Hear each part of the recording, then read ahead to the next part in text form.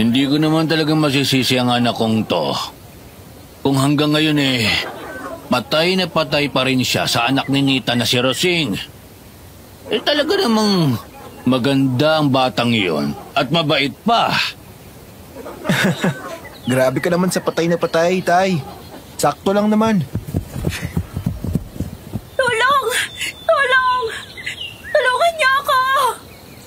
Oh, teka. Si Rosing yata yung sumisigaw Siya nga ba? Mga kapitbahay! Tulungan niyo po ako! Si Rosing nga po. Diyos ko. Siya nga yun. Tara na't puntahan natin. Anong ginagawa niya sa kakahuyan? Wala nang tanong-tanong, Chito. Bilis! Tulong po! Tulong! Rosing! Nasaan ka? Parang nanggagaling sa may gilid ng ilog ang sigaw niya. Diyos ko! Anong nangyayari sa'yo, Ineng? Bakit halos hubad ka na?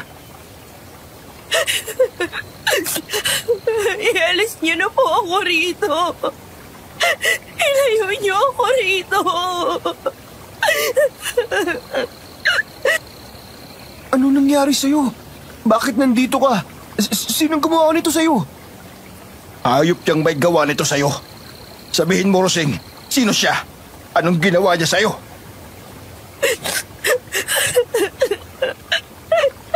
Pinagsamantalahan niya ako. Babalikan niya ako. Kukunin niya ako.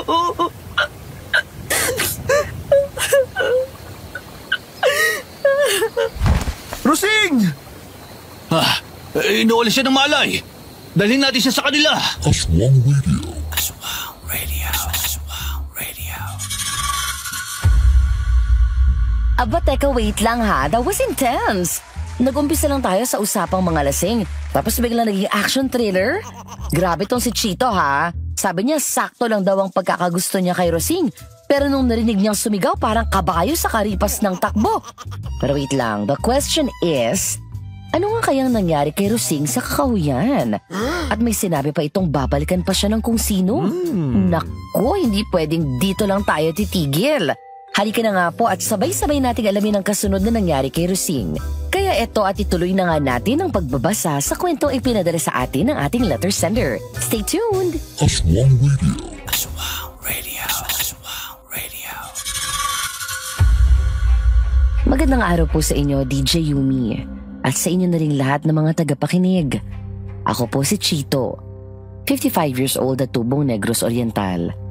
Pero ngayon po ay naninirahan na kami ng pamilya ko dito sa Maynila. Nangyari po ang karanasan kong ito, 3 dekada na ang nakalilipas. Mga panahong binata pa ako. Pagtungtong ko po ng 20 anyos, nakipagsapalaran na rin po ako dito sa Maynila para magtrabaho. Kasi gusto ko, kahit papano, makatulong ako sa mga magulang ko. 5 taon din po akong nagtrabaho sa syudad hanggang sa nagdesisyon akong bumalik muna sa Negros kasi gusto kong magpahinga. Sabihin na rin natin gusto kong balikan ang babaeng matagal ko nang minamahal. Opo, kahit po nakakakilala naman ako ng ibang babae sa Maynila, hindi ko po talaga makalimutan ang first love kong si Rosing, ang kababata ko. Gusto ko siyang ligawan, pero hindi ko alam kung saan ako magsisimula. Inabot na ako ng 1 buwan sa amin pero wala pa rin akong nagagawa. Hanggang sa isang gabi, habang nagiinuman kami nila tatay kasama ang isa naming kapitbahay, bigla na lang umalingaw-ngaw ang sigaw niya na humihingi ng tulong. At doon namin siya natagpuan sa kakahuyan sa gilid ng ilog. Halos mahubad na ang suot niyang damit at nanginginig na umiiyak hanggang sa mawalan siya ng malay. Nita! Nita! Ang anak mo! Bakit? Anong nangyari kay Rose Ann? Ay, Diyos ko, mahabagin. Anong nangyari sa anak ko? Ipasok niyo siya rito sa loob. Hindi po namin alam kung paano ba siya. Basta, nagiinuman kami nila tatay sa labas. Tapos, narinig namin siyang sumisigaw sa kakahuyan kaya nagmamadali kaming puntahan siya. Nakita namin siya sa tabing ilog. Halos wala rin po kaming maintindihan sa sinasabi niya kanina dahil nanginginig siya. Tapos, nawalan na siya ng malay. Nagpaalam siya sa akin kaninang tanghali na pupunta siya sa kaibigan niya at may lakad daw sila. Sinabi niya naman sa akin na aabutin siya ng gabi. Pero hindi ko naman alam na ganito ang mangyayari. Pasensya na, Ate Nita. Pero kanina may sinasabi siyang pinagsamantalahan daw siya. At sa itsura niyang yan, mukhang ganun nga ho ang nangyari. Ano? Ano pinagsamantalahan ng anak ko? Sino? Sino ang may gawa nito sa kanya? Hindi namin alam, Nita. Pero gusto rin namin malaman kung sino. Kailangan natin itong ipaalam sa barangay para umaksyon naman sila. Kung ganyan ang nangyari sa kanya, hindi natin dapat ipagwalang bahala yan. Malalagay sa kahihiyan ng anak ko, Nestor. Ayokong kumalat sa buong barangay na ang anak ko ay pinagsamantalahan ng kung sinong Poncio Pilato. Hindi ako makakapayag. Anong gusto mong mangyari? Kung totoo ngang ganun ang nangyari sa kanya, maaari mo bang maulit pa yun sa iba? Habang nag-uusap sina tatay at aling Nita nung mga oras na yon, bumalik ang tingin ko kay Rosing. Halos mapunit na ang suot niyang kulay asul na damit. Pero mabuti na lang may doble siyang sando, kaya hindi naman siya nakitaan. Ang kulay puti niyang salawal, marumi na at kinapitan na ng putik. Ganon din ang balat niyang may ilang mga gasgas. Naisipan ko na lang muna kumuha ng planggana na may tubig at basang tuwalya. Sa itsura ni aling Nita, mukhang hindi niya rin alam ang gagawin niya at mukhang hindi rin siya makapag-isip ng tama. Sa tingin ko, tama si Kuya Nestor. Nagiging delikado rito sa atin kung hahayaan lang natin. Pero paano ang anak ko, ha? Hunyo, Nestor, ayokong husgahan siya ng mga tao rito sa atin. Ayokong sisihin nila ang anak ko na kasalanan niya kung ano ang nangyari sa kanya. Iniisip ko lang ang magiging tingin sa kanya ng mga tao kapag nalaman nila ang nangyari.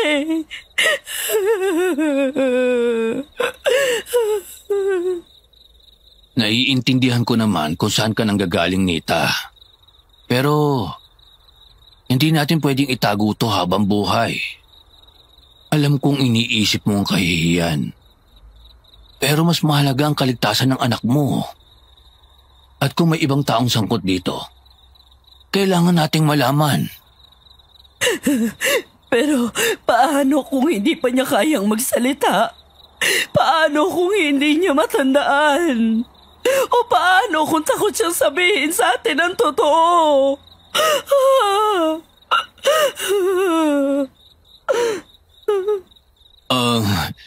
Wala tayong ibang pagpipilian kung hindi hintayin siyang magising at magsalita. Siya lang ang nakakaalam kung ano talaga ang nangyari sa kanya. Pero paano kung hindi ko kayanin ang maririnig ko? Paano kung mas masahol pa to sa iniisip natin, ha?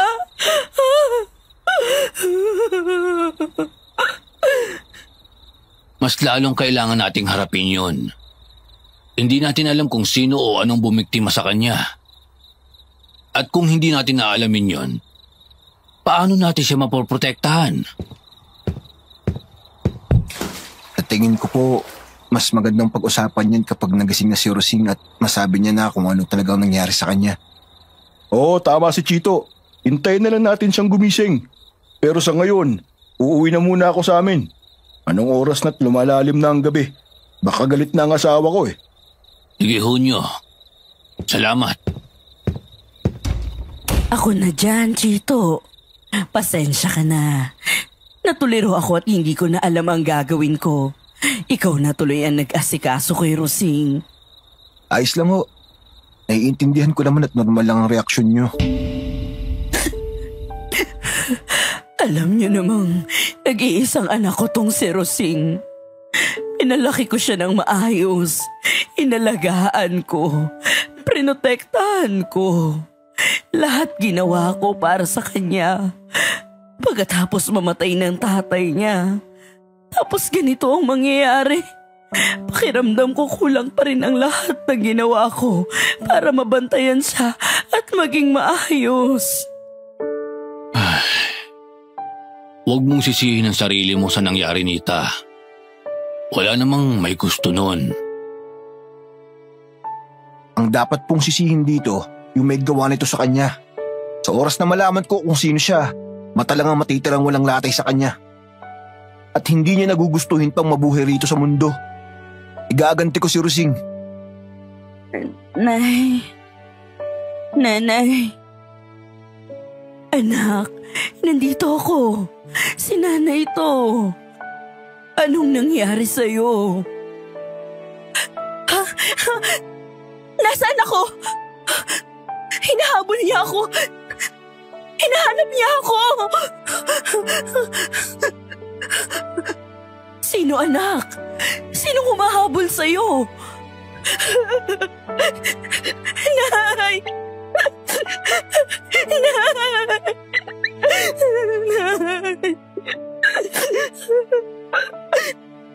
Sabihin mo, anak, ano ba talagang nangyari sa'yo? Umaano ka ba dun sa kakahuyan? May nanghilan sa akin. Habang pauwi ako, tinakbay niya yung bibig ko. Hindi ako nakasigaw. Tapos, ninala niya ako dun sa gubat. Tapos pinagsamantalahan niya po ako. Hindi po ako nakalaman. Sobrang lakas niya. Hindi ko siya maitulak. Wala ako nagawa, Nay. Ayoko na.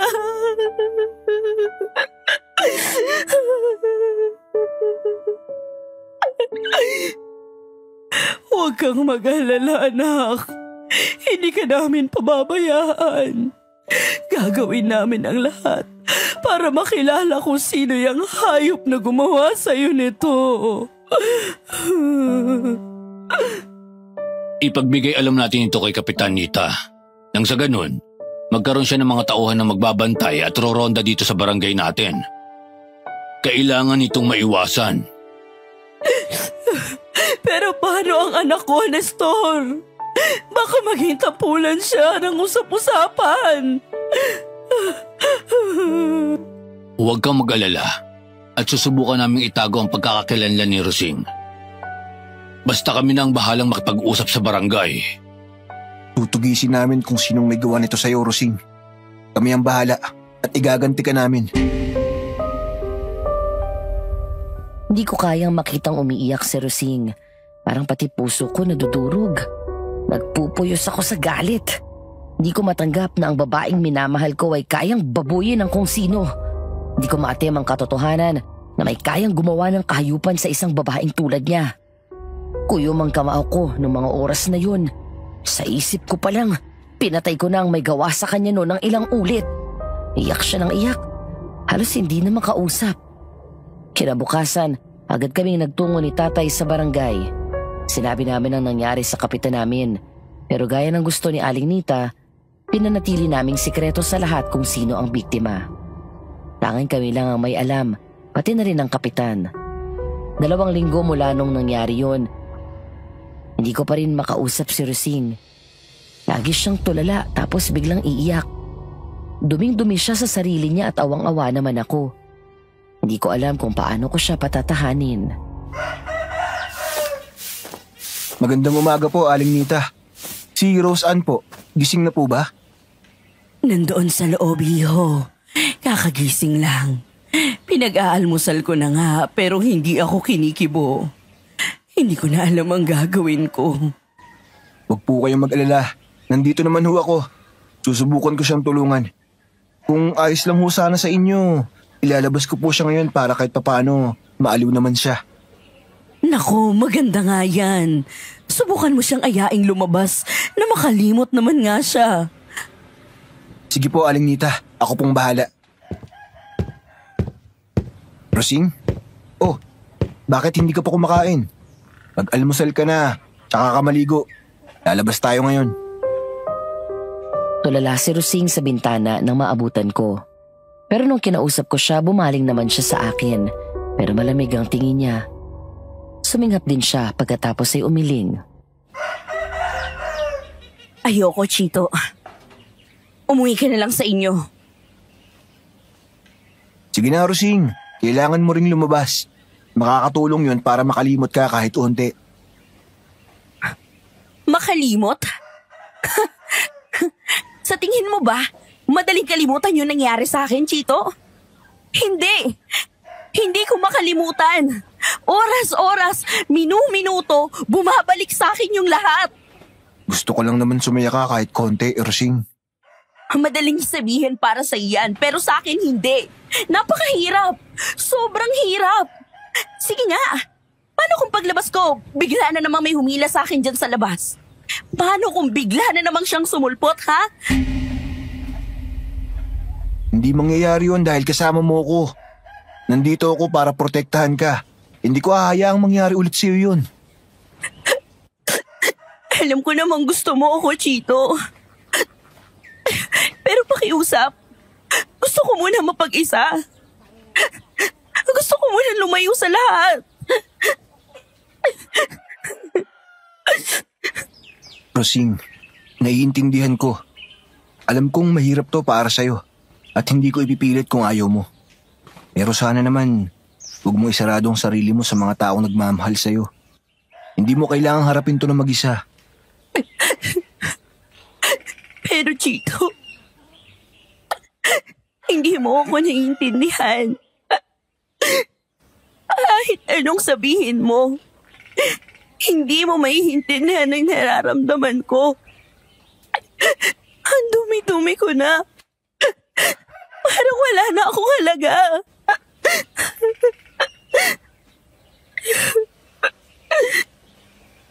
Hindi mo kailangan maramdaman yan. Hindi mo kailangan magdusa mag-isa. Kahit kailan, hindi ka magiging marumi sa paningin ko. Rosing, kahit anong nangyari. Paminsan-minsan tuwing gabi, tumutulong akong magbantay sa mga tanod kasama si tatay. Baka kasi nasa paligid lang ang may gawa nun sa kanya at kailangan naming mag-ingat. Gustong-gusto ko talagang maiganti si Rosing kahit alam kong hindi ko dapat ilagay sa kamay ko ang batas. Siguro, ganun talaga kapag mahal mo ang isang tao. Handa kang gawin ang lahat para sa kanya. Mukhang wala nang pag-asa na mahuli pa natin ang may gawa nung kay Rosing. Mag-iisang buwan na natin tong ginagawa.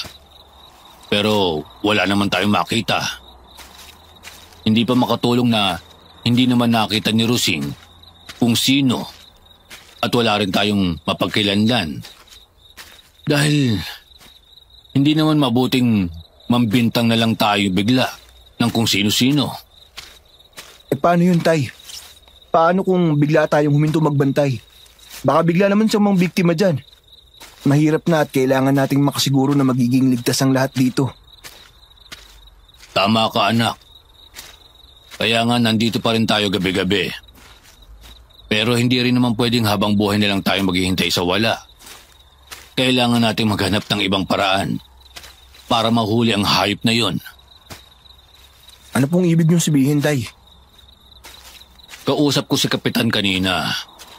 Sinabi kong baka pwedeng ipatawag ang mga kalalakihan dito sa baryo at magbuo tayo ng grupo para magmasid.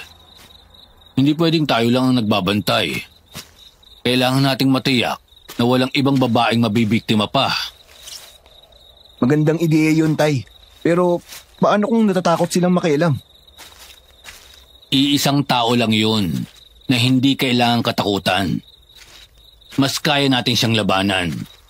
Kung hindi tayo kikilos ngayon, baka may sumunod pa kay Rosing. Hindi natin dapat hayaan na mangyari yun. Tama kayo.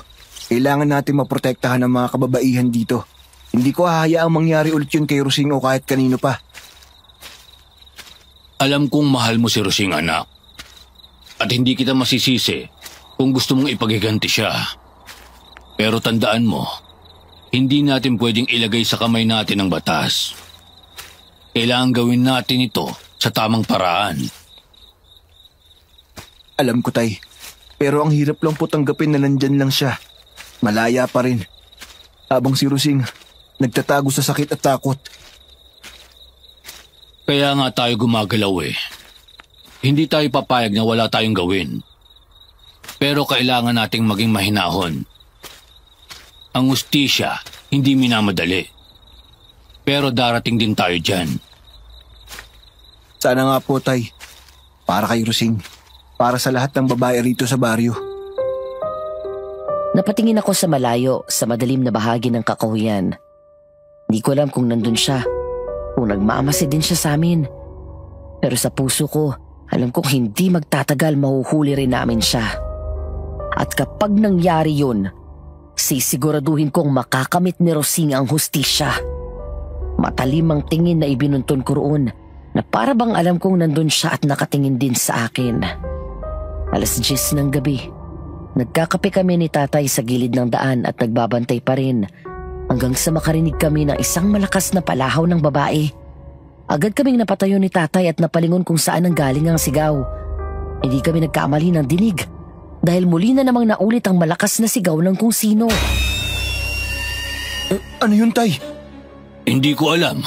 Tara na. Ang isang tanod na kasama namin ay nagmamadali ring sumunod sa amin papasok sa gubat. Walang tigil ang sigaw na naririnig namin mula sa isang babae na humihingi ng tulong. Pati na rin ang mga yabag na parang may nagtatakbuhan sa malayong bahagi ng gubat. Kumihingal kami ni tatay habang patuloy na binabagtas ang madilim na gubat. Ang ingay ng mga kuliglig at lagaslas ng mga dahon sa ilalim ng aming mga paa ay mistulang bumibigat sa bawat hakbang. Hanggang sa bigla naming makita ang isang babae. Hingal na hingal. Halos hindi makatayo sa gitna ng masukal na halamanan. Tay, nandito siya! May humahabol ba sa'yo, miss? Takot na takot itong tumango sa akin. Bago sumagot, nalabis naming ikinagulat ni tatay. Hinabol daw siya ng isang malaking hayop. Sigurado ka ba dyan, Ineng? Sigurado ka ba sa nakita mo? Nilingon ko ang direksyon kung saan siya nanggaling at doon ko narinig ang tunog ng mabibigat na yapak. Parang mga kuko na kumakaskas sa lupa. May halong mahahabang dagundong. Parang mabangis na hayop na may halong pag-ungol na hindi mo maririnig sa pangkaraniwang hayop sa kagubatan. Ano yun, Tay? Mukhang hindi basta-bastang nilalang ang humahabol sa babaeng to. Posibleng aswang yun. At hindi hayop lang. Maganda ka, Chito. Bakit, Tay?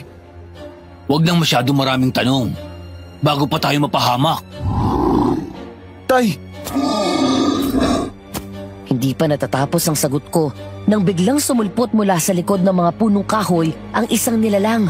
Napakalaki nito. Mas malaki pa sa tao.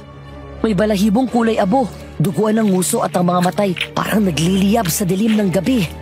Ang katawan nito ay malapantera ang hugis, ngunit ang braso nito ay mas mahaba at ang mga kamay ay may matalim na kuko na parang labaha.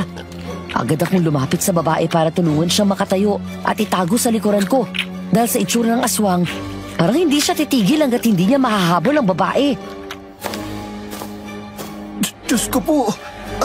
Anong klaseng nilalang yan? Sa tanang buhay ko, ngayon lang din ako nakakita ng ganyan. Pero hindi tayo dapat magpakain sa takot. Lalaban tayo. Ano, Tay? Ang ingay ng aswang ay parang pinaghalong alulong ng aso at sigaw ng isang taong pinahihirapan. Nangatog ang tuhod ko, pero agad akong kumapit sa itak ko.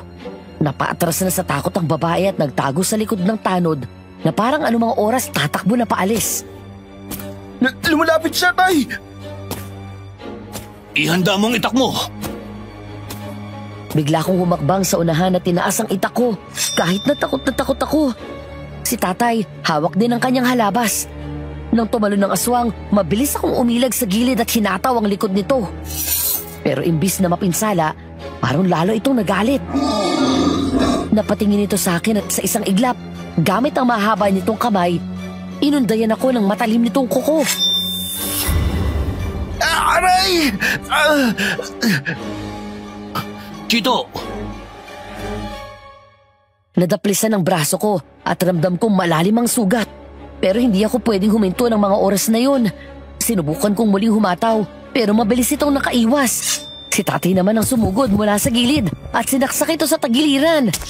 Napaatras ang aswang pero sa halip na matumba, lalo itong naging mabangis.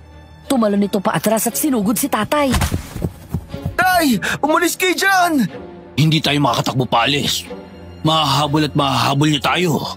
Sinubukan naming sabay-sabay na atakihin ang aswang pero para itong hayop na sanay na makipaglaban. Bawat galaw namin, alam nito kung paano iiwas. Hanggang sa isang mabilis na paggalaw, natamaan ito sa dibdib si tatay at napaluhod siya sa sakit. Tay!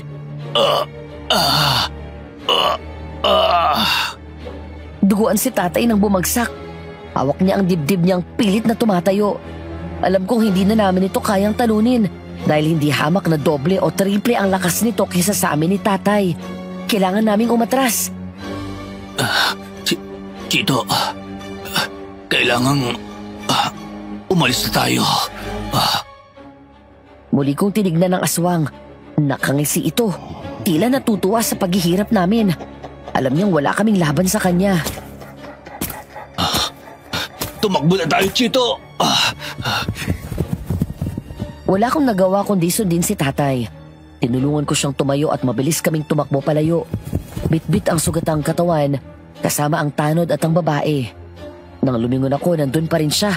Pero hindi niya kami hinahabol. Pinanood niya lang kaming tumatakbo. Nakalayo na kami pero kitang-kita ko pa rin ang mapupula niyang mata na nagliliwanag sa dilim. Aswang Radio. Wait lang! Teka, anong klaseng aswang kaya yun, no? May time pa siyang mag-suspense? Yung tipong, sige, tatakutin ko muna kayo bago ko kayo lapain. Parang horror movie villain na may scripted na entrance. Pero Chito ha, saludo ako sa'yo. Kahit nanginginig ka na, lumalaban ka pa rin. Kasi ako kung ganyan yung nakita ko, baka kumaripas na ako ng takbo palayo. Pero si tatay mo, grabe ha. Kahit duguan, buo pa rin ang loob. Yan ang tunay na OG. Kung ako yan, baka nag-declare na ako ng time out. Wait a minute. Pero teka, ba't kaya hindi kayo hinabol nung aswang? At saka, bakit niya hinabol si ate? Dahil dyan, ituloy na natin ang pakikinig sa kwento. Kasi unti-unti na ito nagiging mas intense. Aswang Radio. Bahagya nang namamanhid ang braso ko ng mga oras na yon, habang si tatay ay hawak ang dibdib niya. Pero kahit nahihirapan, ay pinipilit niya pa rin magsalita. Kailangan nating ipagamot kay Nanding ang mga sugat natin. Delikado ang kuko ng mga aswang at maaring may lason. Sige tay, doon na tayo dumiretso ngayon. Baka ano pang mangyari. Inayaan na namin ng tanod na siyang maghatid sa babaeng nakita namin sa gubat. Pumara na kami ng tricycle para mas mabilis kaming makarating sa bahay ng albularyo sa lugar namin. Nagtataka ang driver kung napano kami ni tatay. At nang sabihin naming inatake kami ng isang aswang, halos hindi siya makapaniwala. Matagal na raw niyang naririnig ang mga bali-balitang may aswang na nagtatago sa amin. Pero nang dahil sa amin, napatunayan niyang hindi nga lang daw basta kwento ang mga yun at may katotohanan na talaga. Nang makarating kami sa bahay ni Kananding, agad na kaming kumatok. Nanding! Si Nestor to! Kailangan namin ng tulong mo!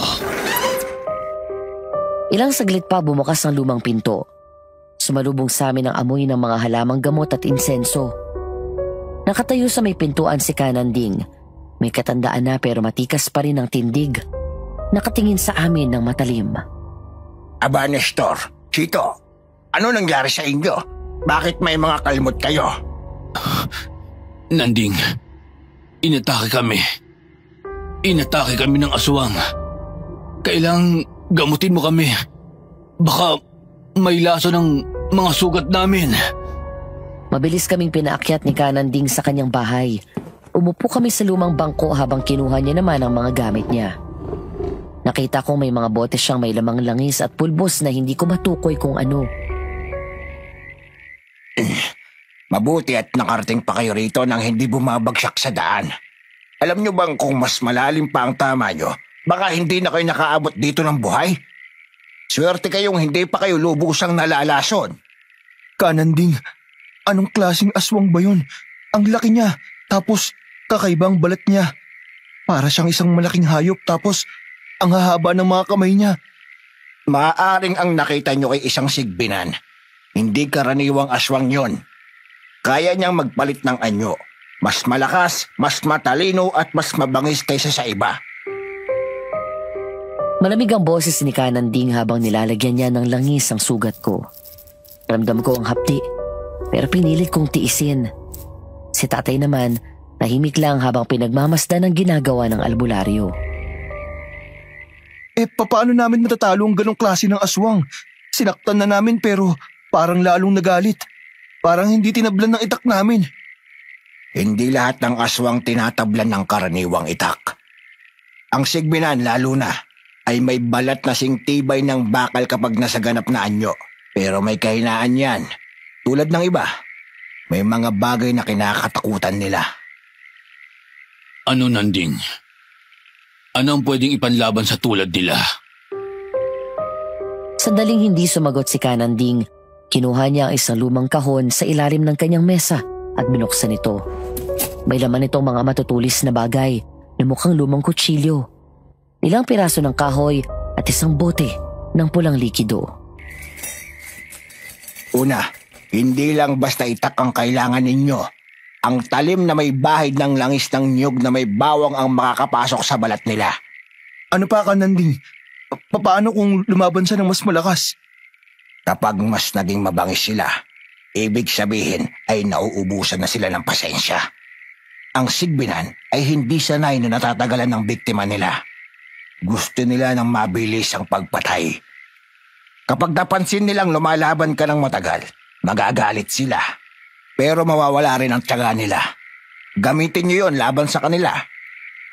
Paano kung ayaw niyang magpatalo? Kailangan gamitan nyo ng apoy. Takot sila sa apoy. Kahit gaano pa sila kalakas. Kapag nasusunog ang katawan nila, hindi nila yon kakayanin.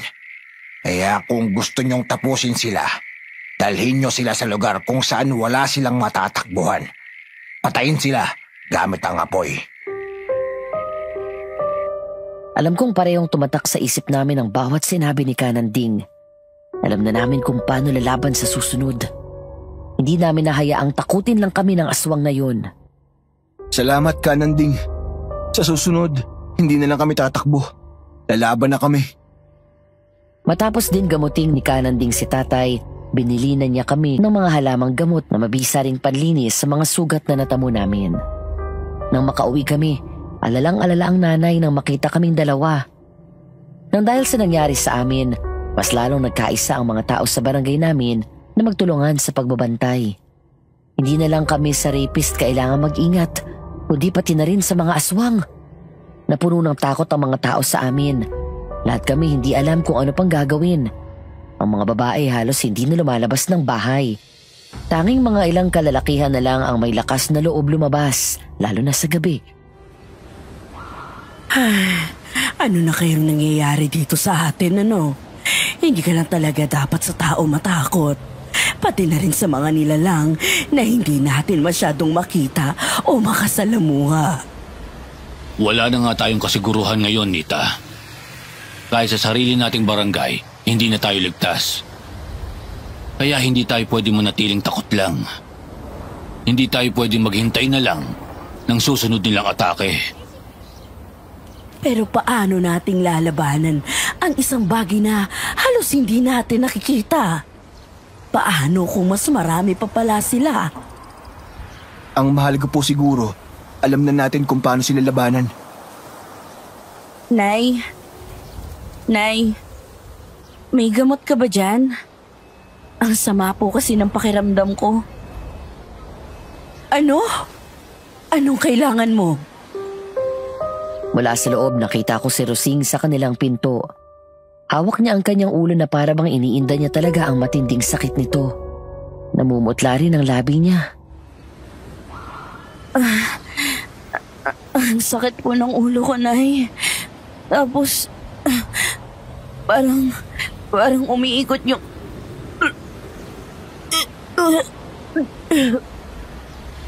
Oh, ay nasusuka ka? Ayos ka lang ba, Rosing? Oh, Diyos ko, anong nangyayari sa'yo? Wala ka namang sakit. Hindi ko alam, Nay. Basta nitong mga nakaraan, lagi po talagang masama yung pakiramdam ko.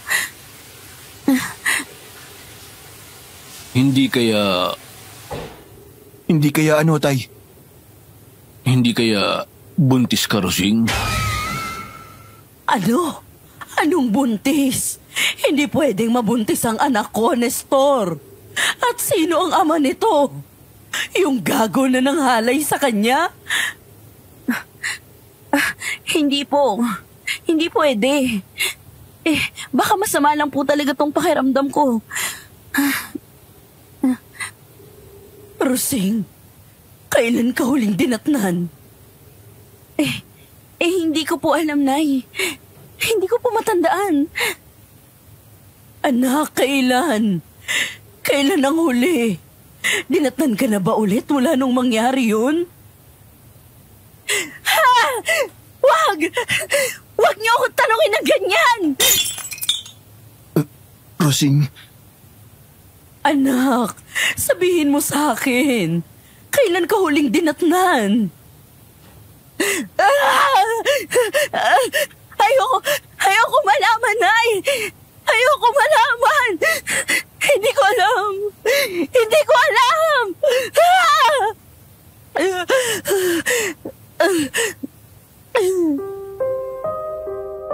Nagwala si Rosing.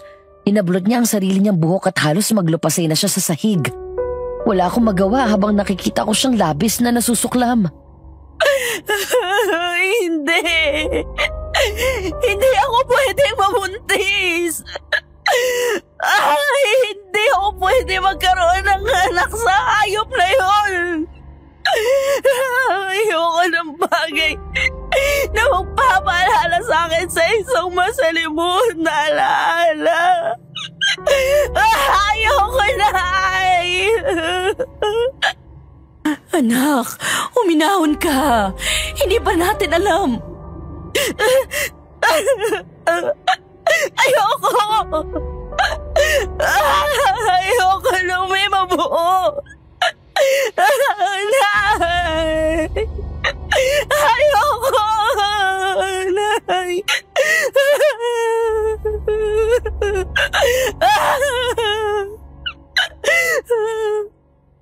Kailangan natin siyang dalhin kay Danding. Baka sakaling malaman niya kung talagang nagdadalang tao itong si Rosing. Ayoko po! Hindi ito pwede!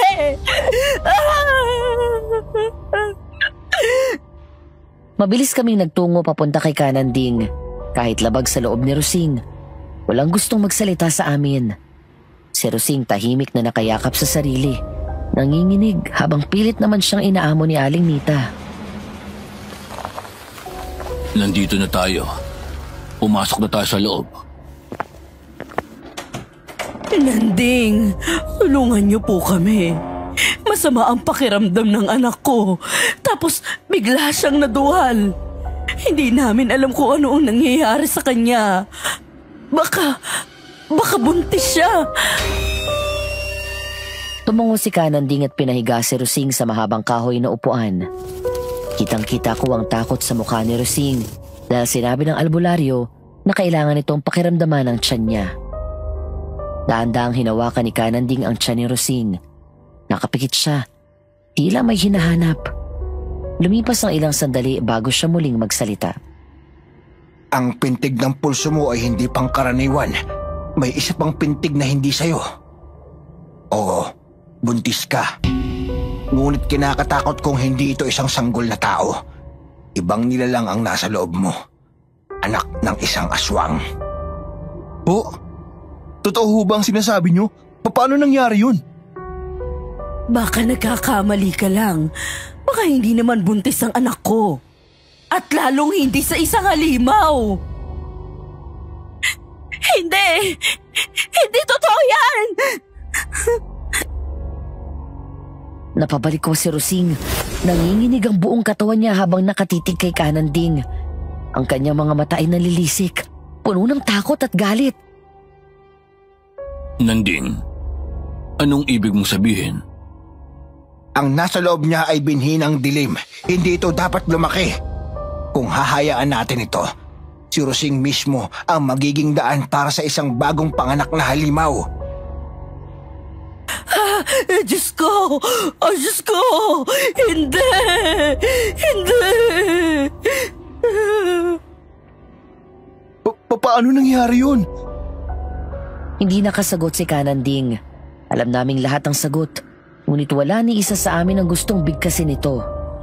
Ang humalay kay Rosing ay hindi tao, kung hindi isang aswang.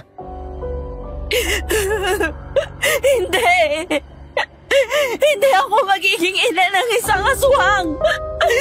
Hindi!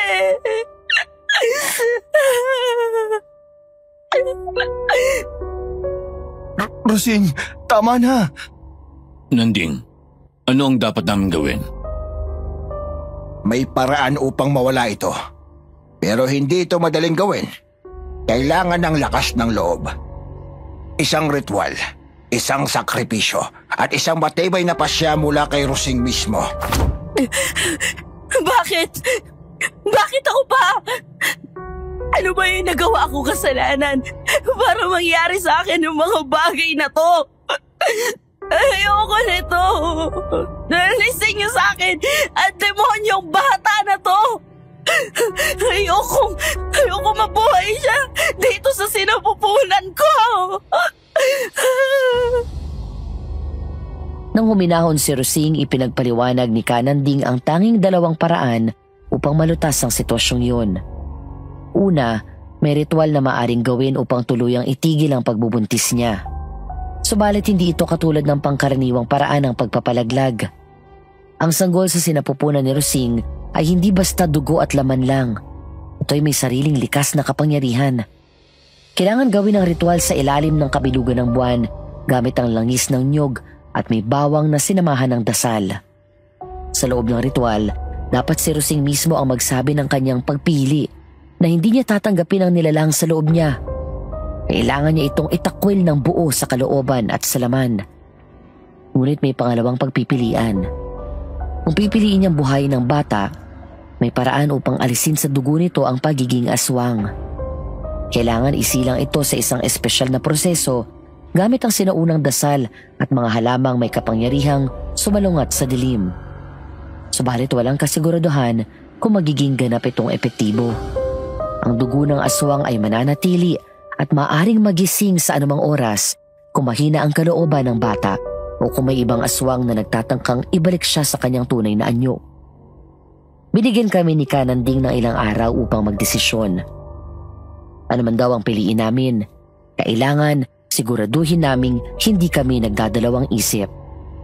Tahimik na umupo si Rosing sa isang tabi, habang si Aling Nita naman nakapamulsa, nakatitig sa sahig na tila may iniisip ng malalim. Si Tatay ang bumasag ng katahimikan. Kailangan natin magdesisyon sa lalong madaling panahon. Kailangan natin pag-isipan ng mabuti. Anak, anong gusto mong gawin? Ikaw ang pinaka-apektado rito. Ayoko ng halimaw sa loob ko. Ayoko ng kahit anong may kinalaman sa kanya. Pero kung may pagkakataon na maging normal ang bata... Normal? Chito, paano tayo makakasiguro? Paano kung lumaki siyang may dugo pa rin ng isang halimaw? Paano kung hindi natin kayang pigilan? Walang kasiguraduhan ng pangalawang opsyon. Pero kung gagawin natin ang ritual, sigurado mawawala ang panganib. Pero maaari pa ring mapahamak si Rosing. Napahawak si Rosing sa kanyang tiyan Kita ko ang panginginig ng kanyang mga kamay, ang takot sa kanyang mga mata. Hindi siya makatingin sa kahit sino sa amin. Kung itutuloy ko siya at lumabas siyang hindi tao, kaya ko ba siyang tingnan bilang anak? O kaya ko ba siyang mahalin? O matatakot lang ako sa kanya habang buhay? Isa pa, ipapaalala lang din niya sa akin ang nangyari, na hindi siya bunga ng kagustuhan ko. Anak, kung gusto mong tapusin to, hindi kita sisisihin. Pero kung may bahagi sa'yo na gusto mong bigyan ng pagkakataon ng batang yan, nandito lang kami. Isang mabigat na katahimikan ang bumalot sa silid. Walang gustong bumangga sa desisyon ni Rosing. Alam naming siya lamang ang tunay na may karapatang pumili. Bibigyan niyo ba ako ng panahon para makapag-isip? Oo naman, Rosing. Pero hindi tayo pwedeng magtagal. Bago sumapit ang susunod na kabilugan ng buwan, dapat nakapagdesisyon na tayo. Yun ang sinabi ni Nanding. Wala nang nagsalita pa. Alam naming walang madaling sagot sa sitwasyong yun. At sa mga sumunod na araw, ang bigat ng desisyong yun ay hindi lang papasanin ni Rosing, kundi naming lahat. Mas lalong tumindi ang galit ko sa mga aswang. Hindi lang sila basta pumapatay. Parang gusto pa nilang paramihin ang lahi nila. At napakasakit na si Rosing pa ang napili ng aswang na yun. Nang dahil doon, naging buo ang loob ko. Mamatay man ako, handa akong lumaban para kay Rosing. Mas dumoble ang naging pagbabantay namin hanggang umabot na sa mga kalapit na barangay ang alarma. Pati sila, naisip na ring magbantay sa kanilang mga barangay, mahuli lang ang aswang, pati na rin ang ibang mga kasama nito kung meron man. Kinabukasan, nasa labas ako ng bahay ni Rosing para makialmusal at para na rin sana kumustahin siya kung ayos lang ba siya. Nang isang pamilyar na mukha ang namataan kong papalapit, si Simon, ang kakilala kong nakatira sa katabi naming barangay. Nakilala ko siya noon dahil minsan ko na itong nakalaro sa pagbabasketball.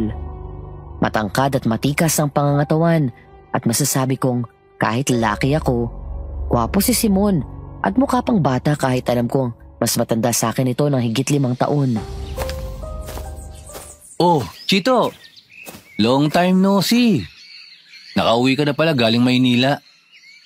Bakit hindi ka dumadayo sa amin para makalaro ka ng basketball? Oo. May 3 buwan na rin yata akong nakauwi. Hindi lang ako nakakadayo at wala pa sa kondisyon ng katawan ko maglaro ulit eh. Ano, kumusta ka na? Eto, ayos naman. Buhay magsasaka, mahirap pa rin. Ikaw, kumusta naman ang pagtatrabaho mo sa syudad? Maayos ba? Malaki kinikita mo? Sapat lang naman para makatulong ako rito ka na tatay. Ganun ba? Sayang. At gusto ko rin sana magtrabaho ron. Kaso, hindi ako pwedeng umalis dito eh. At nandito ang buhay ko. Paano nandito? Hindi ba't wala ka namang pamilya? Wala ka rin kapatid? Wala ka namang may iwan dito? Basta, hindi ako makaalis eh. Pero ano nga pala yung nababalitaan kong may mga aswang daw na gumagala rito? Totoo ba yun? Oo pare. Tignan mo nga ang braso ko at nagpeklat ng kalmot sa akin ng aswang. Ang sabi ng albularyo rito sa atin, sigbinan daw yun. Sus! Totoo naman kaya yun? Oo. Kahit ako nga rin hindi makapaniwala na makakaengkwentro ako ng aswang. Chito! Chito! Tawag ka na ni nanay. Kakain na tayo. Isip. Talaga? Aba, congrats sa inyo. Sana maging masaya ang pamilya nyo. Oo naman. Titiyakin kong magiging masaya kami at lahat gagawin ko para sa kanila. Mabuti naman. Iba ka rin, Chito, no? Siniguro mo talagang hindi na makakatakas sa'yo si Rosing. Huwag kang mag-alala, naiintindihan kita. Sa gandang babae ba naman niya? Medyo naiingit tuloy ako. Kasi sa tingin ko, ikaw ang nakauna sa kanya. Ikaw nga ba? Aba, teka pare. Parang nakakabastos naman yata yung tanong mo. Relax. Nagtatanong lang ako. Wala naman siguro masamang maging curious minsan, ano? Gago ka pala eh. Gusto mong suntukin ko yung mukha mo? Chito, wag na. Hayaan mo na. Ikaw naman pare, oh. Masyado kang pikon. Sige na nga. At iiwan ko na kayo. Ingatan mo yan si Rosing. Baka agawin ko pa yan sa'yo. Pati na rin ang anak mo. Muli siyang umiti, pero sa pagkakataong yon, napakasarkastiko ng dating nun sa akin. Naglakad siya palayo at hindi ko alam kung ako lang ang nakapansin o sinadya niya talagang lumingon muli at pagmasdan si Rosing bago tuluyang mawala sa paningin namin.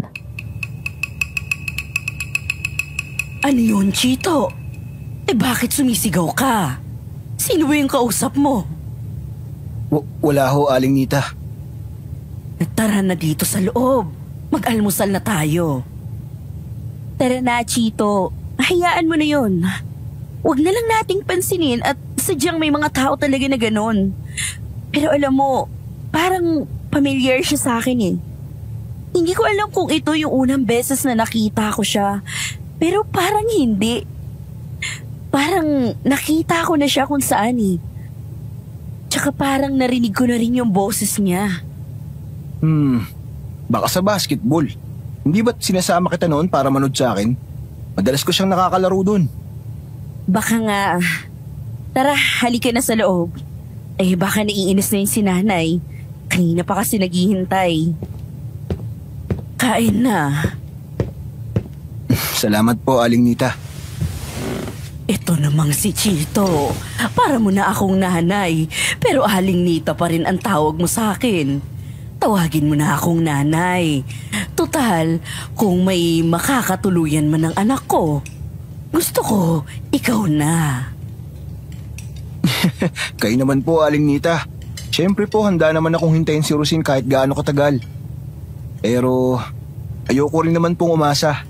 Kung may magugustuhan man siyang ibang lalaki, ayos lang din naman po sa akin. Wala pa sa isip ko yan sa ngayon eh. Ang tanging gusto kong mangyari ngayon, maalis tong bata na nasa tiyan ko. Buo na ang desisyon ko. Wala akong balak buhayin ang anak ng aswang na humayop sa akin.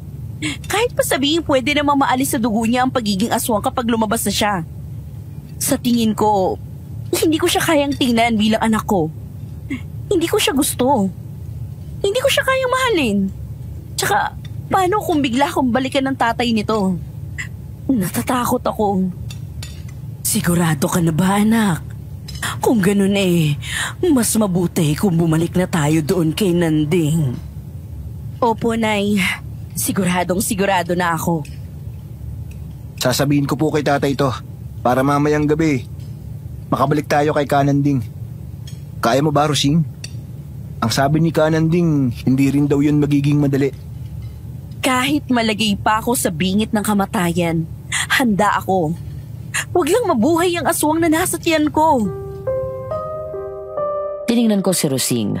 Wala talagang bahid ng pag-aalinlangan sa mukha niya ng mga oras na yun. Hindi na ako nagsalita pa. Dahil kahit ano naman ang gusto niyang mangyari, ay handa akong suportahan siya. Alam kong para sa iba ay mali ang magpalaglag. Pero masisisi ba nila si Rosing ngayong bunga ang bata sa isang pangyayaring hindi niya naman kagustuhan? Hindi man makatarungan para sa iba, pero ng mga oras na yon, para sa amin yun ang tama. Kaya nang sumapit ang gabi at alam naming wala nang ibang taong makakakita sa amin, lumabas na kami at naglakad sa daan. Sigurado ka na ba talaga, Rosing? Wala nang atrasan to, ha? Opo, Mang Nestor.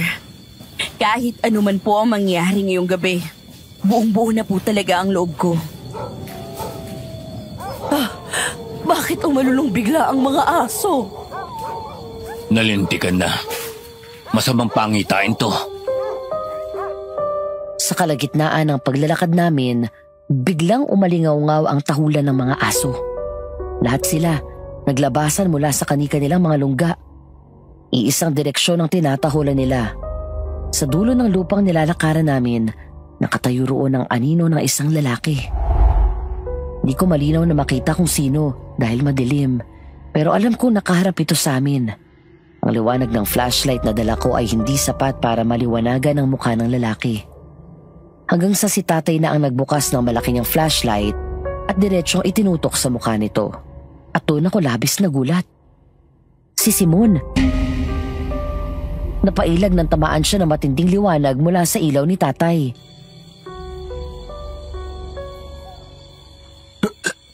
Simon? Kilala mo ang aswang na yan, Chito? Aswang? Tay, paano naging aswang si Simon? Umaalulong ang mga aso sa kanya. Indikasyon na hindi siya pangkaraniwang tao, kundi ibang nilalang. Nay, Chito, naalala ko na siya. Siya yun. Siya yung humalay sa akin. Ano? Paano? Naalala ko na yung boses niya. Pati yung mga mata niya. Sigurado akong siya yun. Ngayon mo lang ako nakilala, Rosing? Sa tagal kitang tinitigan kanina, ngayon mo lang napagtanto kung sino ako? Hayop ka! Napakahayop mo! Agad ako ng galaitis sa narinig ko. Masamang-masama ang tingin na ipinukol ko kay Simon. Gusto ko siyang paslangin at hawak ko ng itak na nasa tagiliran ko. Oh, ano Chito? Nagulat ka ba? Alam mo ba kung gaano kita kagustong tawanan ng malakas? Nung sinabi mong ikaw ang ama ng bata. Sira ulo. Ako ang ama ng batang yan.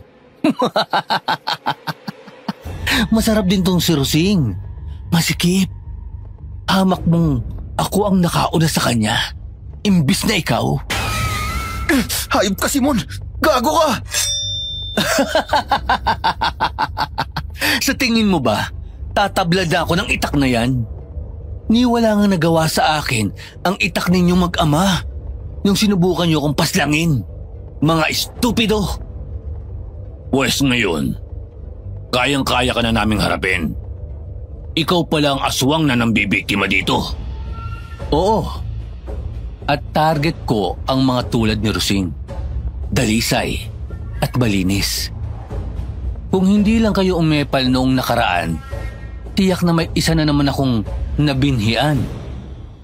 Kailangan ko ng mga babaeng magpaparami pa ng nauubos kong lahi rito. Pero mahilig kayong makialam. Takot na takot si Rosing at Aling Nita. Si Simon, hindi man lang kakitaan ng takot ang mukha niya. Taas noo pa siyang nakatitig sa amin.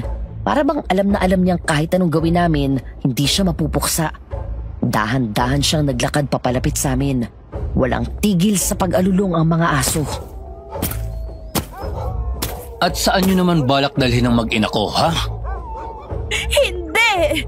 Kasuklam-suklam ka! Anong balak niyong gawin sa batang magpapatuloy ng lahi ko? Papatayin namin hanggat maaga pa dahil hindi dapat kayo nabibilang dito sa mundo.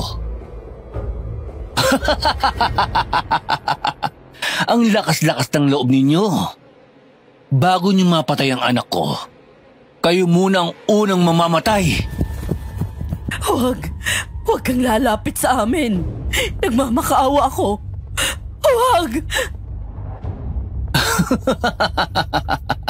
Yan ang gusto ko. Nagmamakaawa. Naalala ko tuloy ang sarili ko sa'yo nung bata pa ako. Nagmamakaawa rin ako noon sa asawa mo. Iyak ako ng iyak. Nakaluhod ako sa harap ng asawa mo. Ano nga uli ang pangalan ng walang hiyang yun? Oo. Si Rogelio.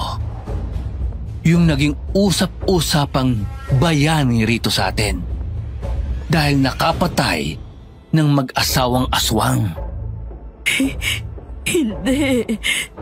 Ako ang anak ng pinatay ng asawa mo. Siya ang dahilan kung bakit naulila ako sa mura kong edad. Nagmamakaawa akong wag. Pero hindi siya nakinig. Nakita mismo ng dalawang mata ko kung paano niya walang awang pinaslang sa harapan ko ang mga magulang ko. Dahil dapat lang yun sa mga tulad nyo. Ang mga aswang na tulad nyo, walang puwang dito sa mundo namin. Hindi kayo patas lumaban. Hindi. Pare-parehas lang tayong hindi patas dito. Pagkakamali lang ni Rogelio na naawa pa siya sa akin at binuhay ako. Dahil sabi niya, bata pa ako. Ang laking pagkakamaling hinayaan niya ako mabuhay. Sana, pinatay niya na lang din ako. Dahil pinangako ko sa sarili ko, babalik ako. Babalikan ko siya. Pero akalain niyo nga naman hindi niya na ako nahintay. Namatay siya sa sakit. Kaya ibang plano na lang. Si Rosing na lang ang binalikan ko. Makaganti man lang ako sa sakit na idinulot niya sa akin. Hindi ko na napigilan ang sarili ko. Sa isang iglap, sumugod ako kay Simon. Hawak ang itak na nakahandang humiwa sa kanya. Nagpambuno kami sa lupa habang patuloy ang malalakas na sigaw ng aking galit. Ayop ka! Hindi ka tao! Walang hiya ka! Mabilis ang kilos ni Simon. Halos hindi ko makita ang mga kamay niyang dumadapo sa mukha ko. Isang suntok sa sikmura, sinundan ng pagsipa sa dibdib. Napalipad ako pa atras. Bumagsak ako sa patikan. Hingal na hingal. Chito, anak ko! Si tatay kahit may edad na, walang pag-aatubiling sumugod. Isang mabilis na hakbang, tinulak niya ako palayo upang siya naman ang humarap kay Simon. Isang mabilis na hiwa ng kanyang itak ang pumunit sa hangin. Tumama ito sa balikat ni Simon. Aray. Akala mo ba? Sapat yan, tanda. Nakakapangilabot ang nakita ko. Sa isang kisap mata, naghilom ang sugat niya na parang hindi man lang ito nasaktan. Para bang mas lalo lang siyang ginanahan sa laban. Itinapon niya si tatay sa gilid gamit ang isang kamay.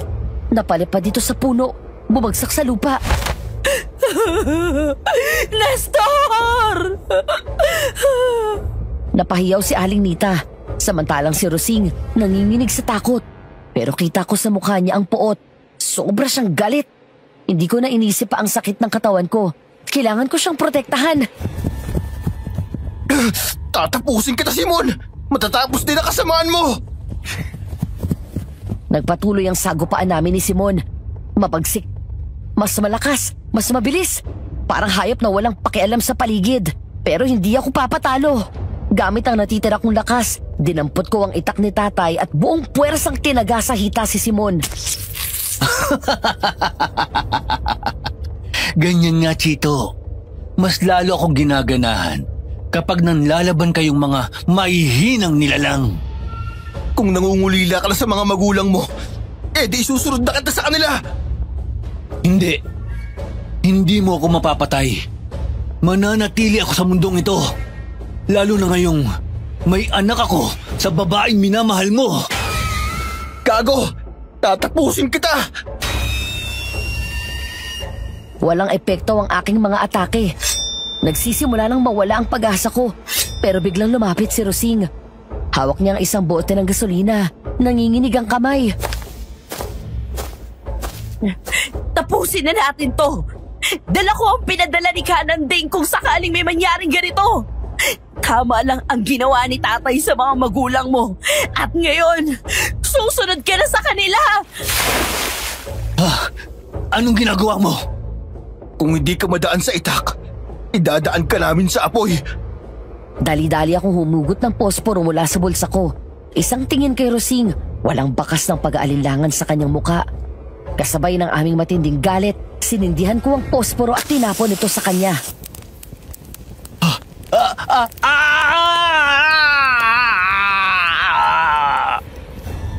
Sinunog namin siya ng buhay.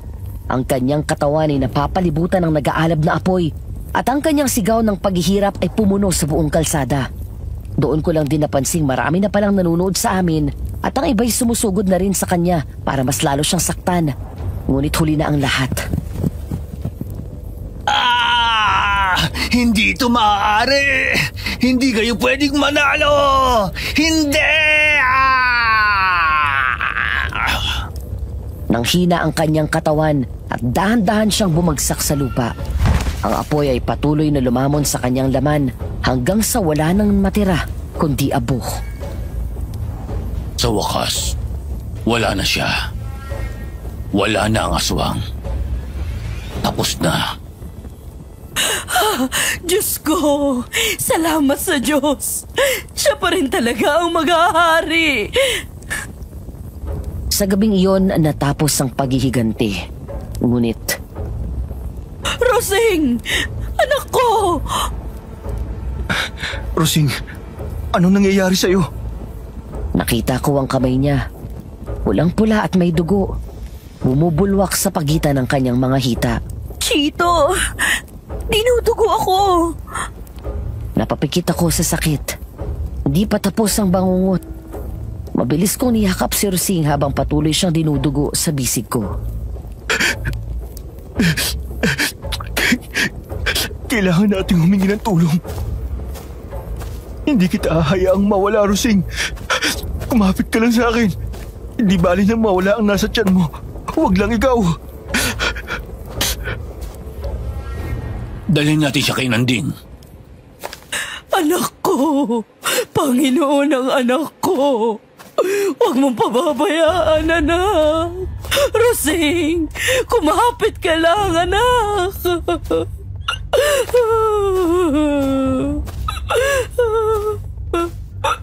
Nangihina na ako.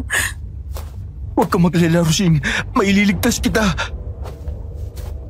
Wala akong ibang naiisip kundi ang makapunta kami kay Kananding. Tinulungan kami ni Tatay at Aling Nita sa kabila ng kanilang kalagayan. Kahit na kami nagmamadali, pinipigilan ko ang takot na patuloy na sumisiksik sa dibdib ko. Si Rosing, na animoy nawawala sa sarili, ay umaasa lamang sa aming pag-aalaga. Bilisan natin! Habang naglalakad kami, nararamdaman ko ang matinding init na nagmumula sa mga sugat ni Rosing. Tinutulungan siya ni Tatay, ngunit may pag-aalala sa kanyang mata. Alam namin na kailangan magmadali. Si Kananding lamang ang makatutulong kay Rosing upang tuluyang mawala ang bata sa kanyang tiyan at maiwasan ang malalang kalagayan. Nanding! Nanding kami ito! Nandito kami uli! Nang dumating kami sa kubo ni Kananding, agad-agad siyang naghanda ng mga gamit. Hindi na kami tinanong kung ano nangyari kay Rosing at hindi niya kailangan ng maraming paliwanag. Matapos kaming tulungang makapasok, pinaupo niya sa isang maliit na bangko na nasa harap na isang maliit na altar ng mga panalangin. Dahan-dahang kinuha ni Kananding ang mga gamit na kinakailangan. Ang langis ng niyog, ang mga dahon ng halamang gamot, langgana na may malinis na tubig at maliit na towel. Tahimik ang lahat. Maliban na lang sa mga huni ng mga insekto at ang banayad na ingay ng mga dahon na nililipad ng hangin. Si Rosing sa kabila ng kanyang paghihirap ay wala ng lakas upang magsalita. Tanging ang mahihinang pag-ungol na lang ang maririnig mula sa kanya habang pinapahiran siya ni Kananding ng langis ng niyog. Habang ang mga kamay ni Kananding ay maingat na naglalapat ng langis sa katawan ni Rosing, naramdaman kong napakabigat ng katahimikan. Bawat galaw ni Kananding ay may kinalaman sa paglilinis. Ang pag-aalis sa hindi kanais-nais na presensya na sumanib sa katawan ni Rosing. Pinagmamasdan ko ang bawat hakbang, mula sa pagdasal ng malalim na panalangin hanggang sa pagbibigay ng mga ritual na hindi ko rin kayang intindihin dahil nasa wikang Latin.